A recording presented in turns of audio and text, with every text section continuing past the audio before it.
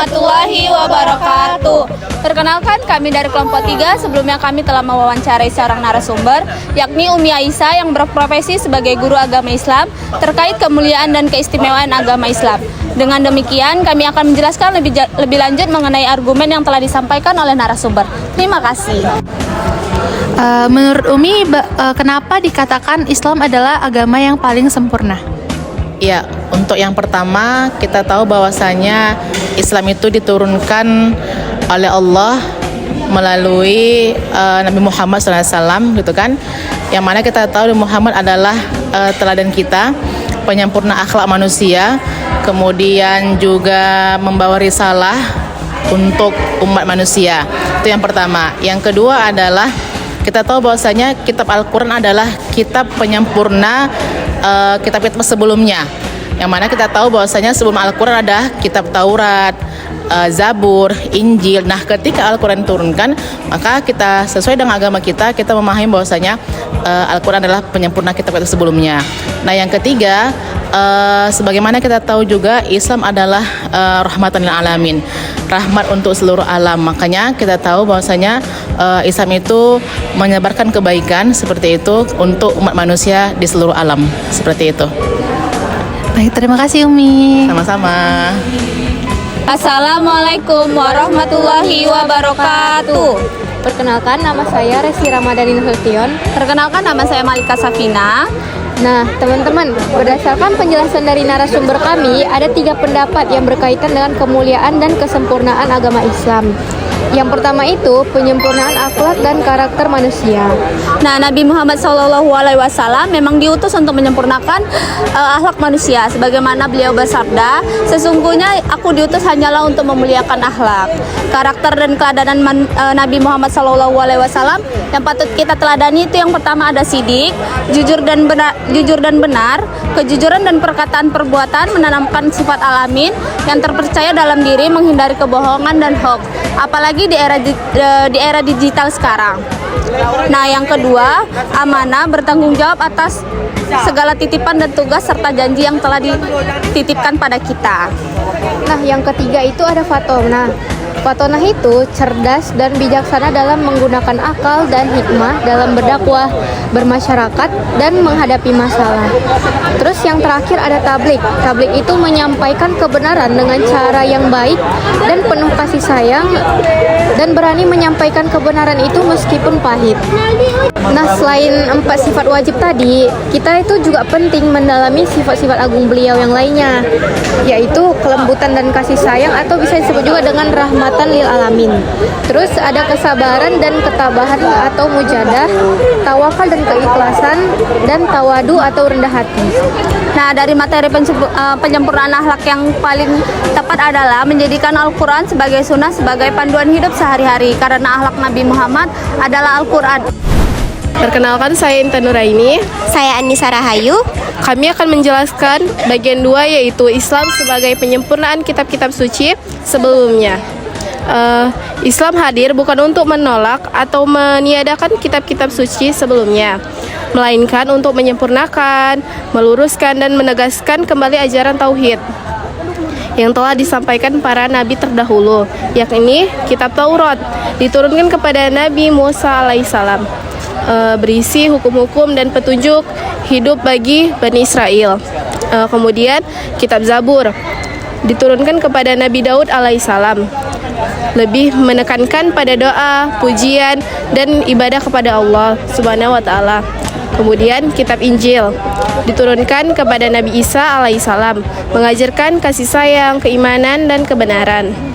Semua kitab ini berasal dari Allah, namun seiring waktu sebagian ajarannya mengalami penyimpangan dan perubahan oleh tangan manusia, baik dalam teks maupun makna. Lalu Islam melalui Al-Quran datang sebagai kitab terakhir dan penyempurnaan yang menjaga risalah ilahi agar tetap utuh hingga akhir zaman. Tertuang dalam surah Al-Quran, surah Al-Hijr ayat 9. Nah, kitab suci Al-Quran diturunkan kepada Nabi Muhammad SAW melalui wahyunya. Isinya mencakup hukum, akidah, akhlak, dan pedoman hidup yang lengkap yang berlaku untuk seluruh umat manusia hingga akhir zaman. Hal tersebut tertuang dalam Quran Surah Al-Ma'idah ayat 48 yang berbunyi, "Dan kami telah menurunkan kitab Al-Quran kepadamu Muhammad dengan membawa kebenaran yang membenarkan kitab-kitab yang diturunkan sebelumnya dan menjaganya. Maka putuskanlah perkara mereka menurut apa yang diturunkan Allah, dan janganlah engkau mengikuti keinginan mereka dengan meninggalkan kebenaran yang telah datang kepadamu. Untuk setiap umat di antara kamu, kami berikan aturan dan jalan yang terang. Kalau Allah menghendaki, niscaya kamu dijadikannya satu umat saja. Tetapi Allah hendak menguji kamu terhadap karunia yang telah diberikannya kepadamu. Maka berlomba-lombalah berbuat kebajikan, hanya kepada Allah kamu semua kembali. Lalu diberitahukannya kepadamu terhadap apa yang dahulu kamu perselisihkan." Nah, berdasarkan Quran Surah Al-Ma'idah ayat 48 tersebut menunjukkan bahwa Al-Quran memiliki dua fungsi. Yang pertama, membenarkan atau musaddiqan atas kitab-kitab terdahulu, yakni mengakui kebenaran pokok ajarannya yang bersumber dari Allah Subhanahu wa taala seperti tauhid, kebaikan, keadilan, dan lain-lain. Yang kedua, sebagai penyaring atau muhaiminan, yakni menjadi standar kebenaran untuk meluruskan ajaran yang telah diselewengkan manusia.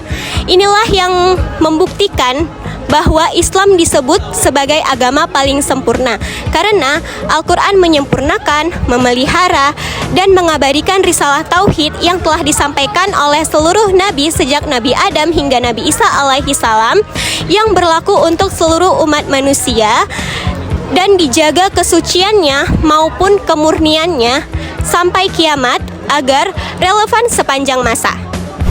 Halo teman-teman, saya Melani Nazwa Sapira. Saya Mutia Mawaddah dari Munte. Di sini kami akan menjelaskan tentang mengapa Islam dikatakan sebagai agama yang paling sempurna karena bersifat universal serta menjadi rahmat bagi seluruh alam. Nah, jadi Islam bersifat universal atau slimuliyah karena ajarannya begitu berlaku untuk seluruh umat manusia, bukan hanya untuk bangsa atau ras tertentu. Berikut beberapa penjelasannya, yaitu 1. Nabi Muhammad SAW diutus untuk seluruh manusia, bukan hanya untuk satu kaum. Quran Surah Saba, Surah ke-34 ayat 28. "Dan kami tidak mengutus engkau Muhammad melainkan kepada seluruh umat manusia sebagai pembawa kabar gembira dan pemberi peringatan." Nah, yang kedua, nilai-nilainya mencakup seluruh aspek kemanusiaan seperti keadilan, kasih sayang, perdamaian, persamaan, dan kebebasan berhakikat. Ketiga, Islam tidak mengenal batas suku, ras, ataupun warna kulit. Semua manusia dipandang setara di mata Allah. Quran Surah Al-Hujurat, Surah ke-49 ayat 13. "Sesungguhnya yang paling mulia di antara kamu di sisi Allah ialah orang yang paling bertakwa." Nah, yang kedua, agama Islam sebagai rahmat bagi seluruh alam. Islam membawa kasih sayang, kedamaian, dan keselamatan, bukan hanya untuk manusia, tetapi juga untuk seluruh makhluk, seperti hewan, tumbuhan, dan lingkungan. Prinsipnya mendorong keadilan sosial, perdamaian, dan keseimbangan ekologi sehingga dunia menjadi tempat yang harmonis. Perkenalkan, saya Ratu Jelita Anjani Tarijan, NPM 25020049. Baiklah teman-teman, setelah kita mendengarkan penjelasan yang telah disampaikan oleh teman-teman saya, dapat kita simpulkan bahwa Islam dikatakan sebagai agama yang paling sempurna karena mengandung nilai-nilai universal yang mencakup seluruh aspek kehidupan manusia, baik spiritual, moral, maupun sosial. Kesempurnaan agama Islam terdampak dari 3 sisi utama. Yang pertama, Islam sebagai penyempurna akhlak dan karakter manusia. Rasulullah diutus dengan tujuan utama untuk menyempurnakan akhlak manusia. Yang kedua, Islam sebagai penyempurna kitab-kitab suci kita yang sebelumnya. Al-Quran diturunkan sebagai petunjuk terakhir yang mengoreksi dan melengkapi ajaran Taurat, Zabur, dan Injil. Dan yang ketiga, Islam bersifat universal dan menjadi rahmat bagi seluruh alam. Dengan demikian, kesimpulan Islam terletak pada kelengkapan ajarannya yang mencakup dimensi akidah, syariah, dan akhlak. Islam tidak hanya mengatur hubungan manusia dengan makhluk lainnya, tetapi juga mengatur dengan yang menyeluruh, yaitu logis dan seimbang, menjadikannya sebagai agama yang paripurna, yang relevan sepanjang masa. serta sebagai manifestasi nyata dari rahmat Allah seluruh alam semesta. Terima kasih.